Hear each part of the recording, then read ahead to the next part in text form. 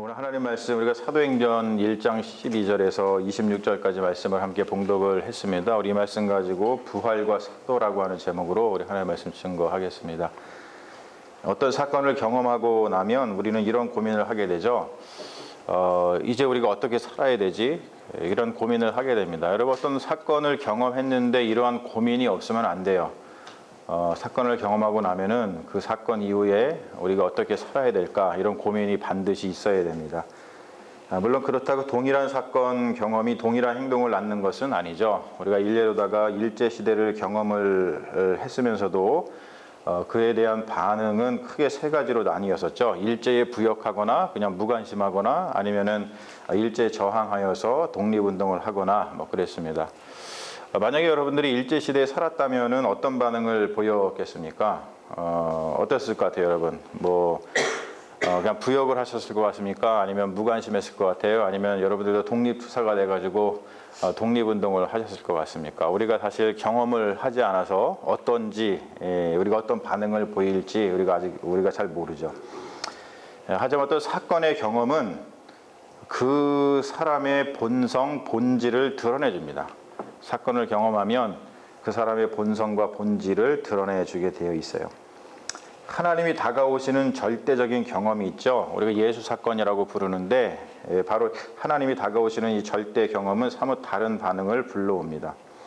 초대교회 그리스도인들은 굉장히 충격적인 절대 경험을 했어요. 그들은 예수의 십자가 사건을, 예수의 십자가 죽음을 경험을 했고, 그리고 무엇보다도 부활을 경험을 했죠. 그리고 그들은 예수의 승천을 경험했습니다. 이러한 경험들은 눈으로 보고도 믿지 못할 경험들입니다. 그야말로 하나님께서 성령을 통해서 그들에게 믿음을 불어 넣어 주시지 않으면 경험을 하고도 경험하지 못한 신비로운 경험들입니다. 여러분, 굉장히 좀 어려운 말이죠. 경험을 했는데 경험을 하지 못한 경험들이에요. 성령의 은혜가 없으면, 우리가 믿음이 없으면 그런 것들을 경험하고도 경험한 줄을 모르는 그러한 상태가 된다는 것이죠. 아무튼 그들은 하나님이 다가오시는 절대적인 경험을 예수의 사건을 통해서 경험을 했고, 이제 어떻게 살아야 되지? 라고 하는 그런 상황 속에서 결단을 해야 할 그런 상황에 놓여 있었습니다. 그들의 믿음은 그들의 삶을 매우 특별하게 이끌어 주었죠. 그들이 그러한 삶을 주도적으로 선택했다라고 말하기보다는 성령에 이끌려서 그러한 삶을 살게 되었다라고 말하는 것이 더 정확합니다. 우리가 이런 말을 하면은 사실 현대인들은 잘 이해를 못해요. 왜냐하면 현대인들은 주체, 나 자신, 그리고 내 생각, 그리고 너 자신을 굉장히 중요하게 생각하기 때문에 우리가 사실은 그냥 네가 싫으면 그만이야 이렇게 생각하는 것들이 팽배해 있기 때문에 하나님의 어떠한 주권적인 역사, 하나님이 뭔가를 주권적으로 역사하셔서 개입하셨다라고 하는 것을 어떤 개인의 권리에 대한 침해, 이런 정도로다가 느낄 수가 있기 때문입니다. 하지만 여러분, 정말 그렇습니까? 그렇지 않죠. 하나님이 다가오시는 절대적인 경험은 너와 나 사이의 구분을 없애줍니다. 그 순간이 바로 구원의 순간이기 때문에 그렇습니다. 구원은 너와 나 사이를 구분 짓는 온갖 경계를 허무는 사건입니다. 우리가 얼마나 경계 지으면서 살아갑니까? 어떠한 인종이라든지 어떠한 성별이라든지 경제적인 거라든지 수많은 경계 속에서 그 경계를 벗어나지 못하고 우리가 살아가요. 하지만 우리가 구원이라는 순간을 맞이하게 되면 너와 나를 경계짓던 그 모든 것들이 다 허물어진다는 겁니다. 구원의 순간에는 나와 하나님의 사이도 그 구분도 허물어집니다. 그래서 구원은 모든 것이 하나님 안에서 일치하는 그런 순간을 말하는 것이죠. 우리가 살면서 그러한 순간을 잠깐 경험하면서 살아요. 바로 그 구원의 순간인데, 바로 어떠한 순간이냐면 사랑의 순간입니다. 그래서 사랑은 굉장히 위대하다고 우리가 말하는 것이죠. 우리의 죄성이 그 사랑을 지속시키지 못해서 그렇지, 사랑을 통해서 우리는 잠깐의 구원을 경험합니다. 우리가 사랑을 하면은 어떤 일이 벌어집니까? 너와 나를 구분짓는 경계가 다 허물어집니다. 그리고 사랑은 너와 나를 하나 되게 하죠. 그래서 성경은 하나님을 사랑이다라고 이야기하고 있습니다. 그냥 사랑이 아니라 영원한 사랑이라고 말씀하고 있습니다. 영원한 사랑이 하나님 안에 있으면 우리는 영원한 구원에 이르게 된다는 것이죠. 예수의 죽음과 부활 그리고 승천을 경험한 초대교회 그리스도인들은 감난산에서 예루살렘으로 돌아왔어요. 본문은 예루살렘으로 돌아온 이들의 명단을 열거하고 있는데 그 명단을 보면은 예수님의 12 제자와 그리고 여자들, 여제자들이죠. 그리고 예수님의 가족들, 어머니와 형제들이 포함이 되어 있습니다. 이들이 예루살렘으로 돌아와서 거기에 머물렀다는 것은 매우 큰 의미를 지니고 있습니다. 그 자체가 예수의 부활에 대한 행동적인 선포입니다.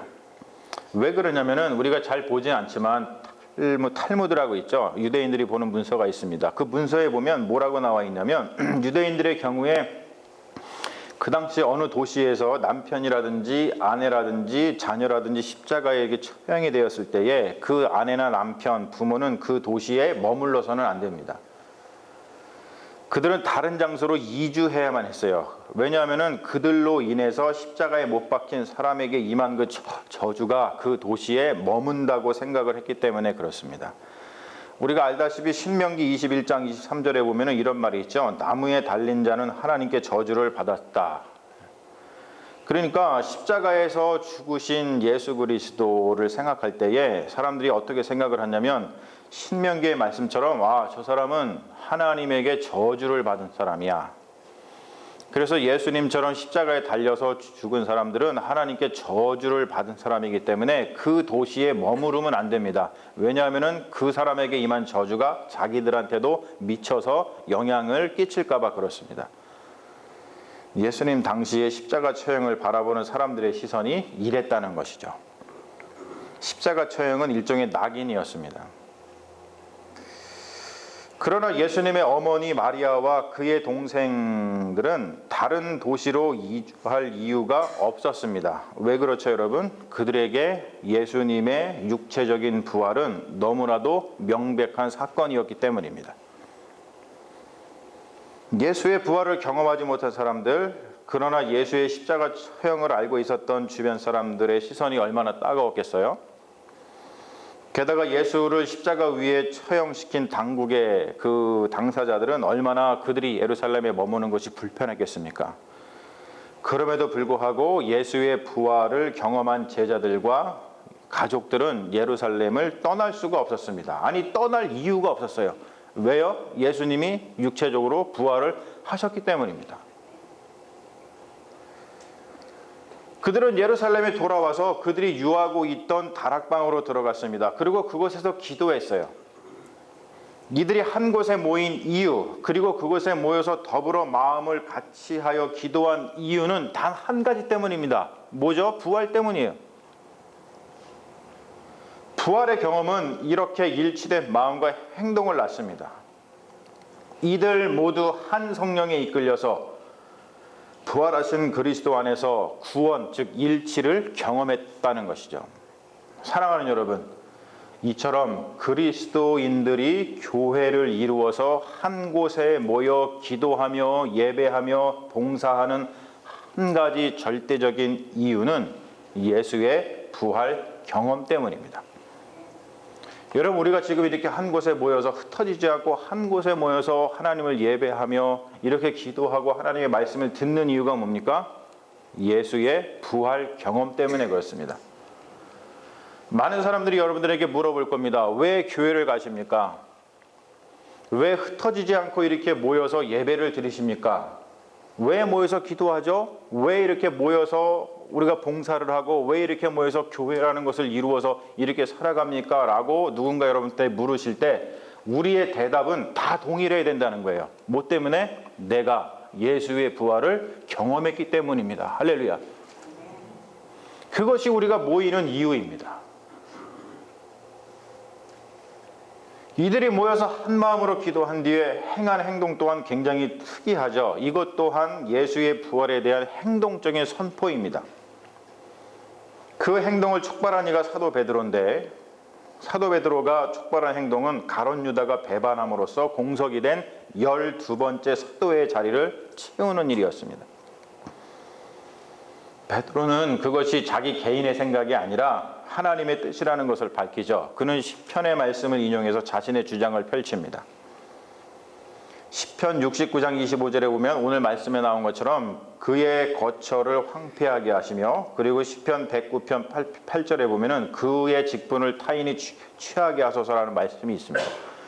이 말씀을 들어서 유다의 자리를 대신할 다른 사도가 선출되어야 한다는 그 뜻을 전하고 있습니다. 예수의 부활을 경험하지 못했으면 사도는 더 이상 필요 없습니다. 부활이 없다면 이들은 그냥 모두 뿔뿔이 흩어졌을 거예요. 부활의 경험이 없는데 여러분, 이들에게 십자가에 달려 죽은 한 사나이가 무슨 의미가 있겠습니까? 그러나 그들은 뿔뿔이 흩어질 수 없었습니다. 왜냐하면 부활을 경험했기 때문에 그래요. 부활을 경험하면 흩어지지 않습니다. 모이게 되어 있어요. 그래서 이들에겐 부활을 증언할 사도가 필요했죠. 그래서 이스라엘의 12지파를 대신할 12명의 사도를 택하는 것이 중요했습니다. 베드로는 12번째 사도를 선출할 필요성을 말한 뒤에 사도의 조건과 직무를 말하고 있죠. 오늘 우리가 읽은 21절 말씀인데 뭐라고 나오냐면, 요한의 세례로부터 우리 가운데에서 올려져 가신 날까지 주 예수께서 우리 가운데 출입하실 때에 항상 우리와 함께 다니던 사람 중에 하나여야 된다는 거예요. 사도는 다른 11명과 더불어서 예수께서 부활하심을 증언할 사람이 되게 해야 된다는 것이었습니다. 오늘 말씀 보면 사도의 직무는 굉장히 분명하죠. 뭐예요? 사도의 직무는 예수의 부활을 증언하는 겁니다. 다른 말로 표현해서 사도는 예수의 부활을 경험한 사람들입니다. 그러나 한 명의 사도를 뽑는 일은 쉽지 않아 보여요. 우리가 알다시피 예수의 부활을 경험한 사람들이 그 당시 적어도 몇 명 정도였어요? 500명 정도가 됐습니다. 고린도전서 15장 6절에 보면 사도 바울이 그렇게 얘기하고 있죠. 부활하신 예수님이 500여 명의 제자들에게 자신을 보이셨다라고 말씀하고 있습니다. 그러면 그렇게 많은 사람 중에 누가 사도의 직무를 수행할 조건을 갖춘 사도가 될 것인가? 그것은 예수님이 12제자를 부르실 때에 또는 사도 바울을 부르실 때와 똑같은 원리가 적용되는 것을 볼 수가 있습니다. 오늘 말씀 26절에 보면은 이렇게 나와 있죠. 제비를 뽑아 마띠아를 얻으니 그가 11사도의 수에 들어가니라. 수많은 사람 중에 최종 후보로 올라간 이가 2명이었습니다. 바사바라고도 하고 별명은 유스도라고 하는 요셉하고 마띠아, 이 2명이 올라갔어요. 자, 이들이 지금 제비 뽑는 방식을 통해서 이 둘 중에서 마띠아를 12번째 사도로다가 선출을 합니다. 이들이 제비를 뽑았다는 것은 우리가 주사위 놀이 하듯이 운명이라든지 어떤 행운의 사도 선출을 맡겼다는 뜻이 아니라 사도 선택이 그리스도 하나님의 선택이었다는 것을 말하고 있습니다. 여러분, 사도 선택의 원리는 자격, 퀄리피케이션이 아니라 선택입니다. 콜링입니다. 부르심입니다. 우리가 이 말씀 또한 잘 알고 있죠. 내가 너를 지명하여 불렀나니 너는 내 것이라. 많은 분들이 신앙생활하면서 이러한 의문을 가져요. 왜 저 사람은 예수를 믿지 않고 교회를 다니지 않는데 나는 교회를 다니고 나는 왜 예수를 믿지? 왜 그렇습니까? 우리가 그리스도인이 된 것은 자격, 퀄리피케이션 때문이 아니라 뭐 때문이다? 하나님의 부르심, 하나님의 선택 때문입니다. 할렐루야. 얼마나 귀합니까? 여러분들이 이 자리에 오신 것은 그냥 오신 것이나 퀄리피케이션이 돼서 오신 것이 아니라 하나님이 콜링하셔서 부르셔서 하나님이 무엇보다도 여러분을 선택하셔서 이 자리에 오셨다는 거예요. 부활 경험은 하나님이 우리에게 다가오시는 절대적인 경험입니다. 그러한 절대 경험은 우리의 삶을 바꾸어 놓습니다. 우리는 그 경험에 압도되어서 다른 삶을 살아갈 수밖에 없어요. 예수님의 제자들과 어머니 그리고 형제들은 예루살렘을 떠날 수 없었습니다. 그럴 필요가 없었어요. 예수는 십자가에 죽어서 십자가 위에서 죽어서 무덤에 묻혀 있는 것이 아니라 육체의 부활을 했고 하나님 우편에 앉아 이 세상을 다스리시는 주님이 되셨기 때문입니다. 그러므로 그들은 흩어질 필요가 없었고 오히려 부활을 증언하기 위해서 모였으며 다른 11사도와 더불어 함께 부활을 증언할 12번째 사도가 필요했습니다. 그래서 그들은 주님께 기도를 했고 주님의 선택에 맡겼습니다. 12번째 사도로 뽑힌 마띠아는 주님이 선택한 사도가 되어서 주님의 부활을 증언했습니다. 사랑하는 여러분, 우리는 지금 바로 그렇게 뽑힌 하나님께 선택되어서 부활을 증언하라고 하나님께 선택된 그 사도의 증언을 듣고 그 증언을 믿는 그리스도인이 되었습니다. 그렇기 때문에 사도의 증언을 듣는다는 것은 그냥 어떠한 사람의 증언을 듣는 것이 아니라 부활하신 주님을 직접 만나는 것과 같은 거예요. 그게 바로 사도에게 주어진 권위라고 하는 것이죠. 교회는 사도의 증언을 들은 사람들이 그리스도에게 연결되어 있는 그리스도의 몸입니다. 사도의 증언을 담고 있는 성경은 그래서 절대적인 권위를 지니는 것이죠. 여러분, 예수님은 부활하셨습니다. 사도들은 예수님의 부활을 증언합니다. 우리는 바로 그 사도들의 증언을 듣고 예수의 부활을 경험합니다. 사도의 증언을 통해서 예수의 부활을 경험한 우리는 예수 그리스도와 일치를 이루는 구원을 받게 됩니다. 그 일치가 구원이에요. 예수의 부활과 그리고 사도의 증언, 그리고 우리의 믿음, 바로 이것은 그리스도 안에서 구원을 일으키는 하나님의 은혜입니다. 사도의 증언을 통하여서 예수의 부활을 믿는 우리들은 하나님께 선택을 받은 자들이라는 것이죠. 여러분 얼마나 감사합니까? 여러분 이 부활의 은혜를 땅끝까지 세상 끝날까지 사도들과 더불어 증언하는 신실한 그리스도인이 되기를 주님의 이름으로 축원합니다. 우리가 이 시간 잠시 묵상했으면 좋겠어요. 오늘 말씀을 좀 기억하면서 예수님의 부활 그리고 그 부활을 증언하라고 하나님께서 선택하시는 그 사도들의 증언, 그 증언을 믿은 우리들, 그래서 우리가 구원받은 공동체로서 이렇게 모인 우리의 교회, 이런 것들을 다시 한번 묵상해 보기를 원합니다.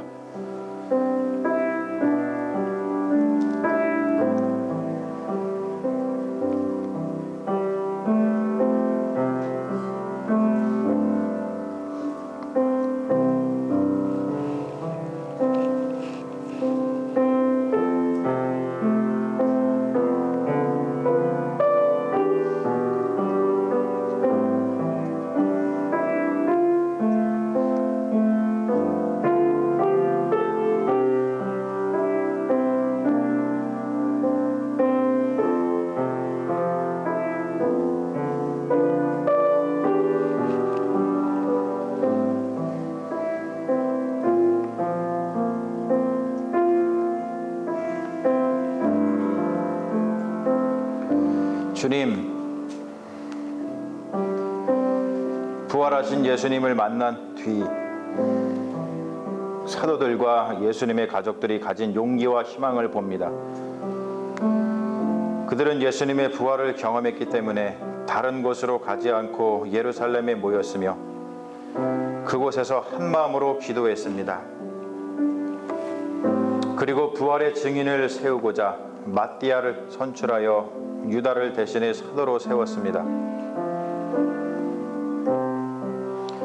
그들이 그렇게 한 이유는 부활을 통하여 하나님의 나라가 이 땅에 이미 임했다는 것을 보았기 때문이요, 하나님의 나라가 이 땅에 임한 것을 선포하기 위하여 함께 일할 사도가 필요했기 때문입니다.